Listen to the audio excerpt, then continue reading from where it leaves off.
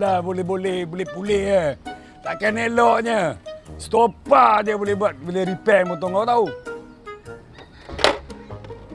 Hei Pak Duan, kalau stopper tu pandai sangat buat motor saya ni, kan, supaya tak jam lagi, supaya tak semput lagi, pergilah panggil dia. Rumah dia pun tak tahu kat mana. Dia pernah jumpa Pak Duan pun tak tahulah pernah jumpa ke tak.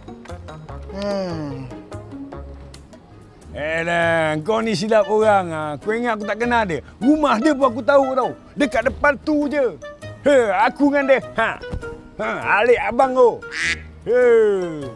Kau ni betul lah. Lah tu tunggu apa lagi? Pergilah panggil. Pergi panggil ni buat motor saya ni. Malam ni ada game ni. Game PUBG. Saya malam ni nak main PUBG. Motor mesti kena hidup. Sebab saya main motor, main PUBG selalu atas motor. Pergilah panggil. Nampak? Tak nak panggil. Cis! Kau cabar aku, Ki. Ni, sekejap lagi aku panggil kau. Kau tunggu sini.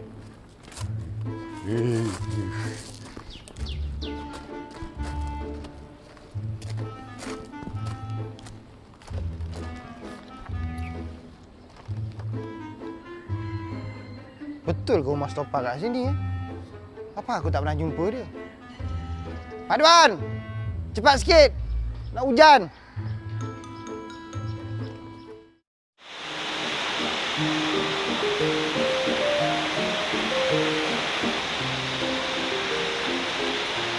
Pak Duan ni mana pergi ni?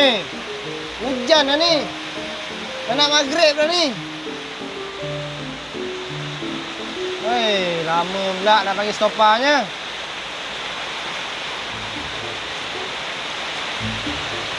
Dia datang.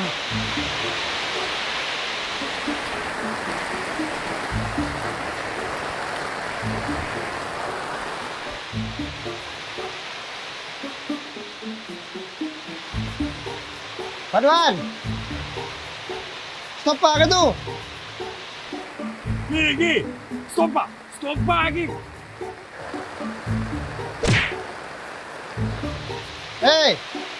Nama siapa nama?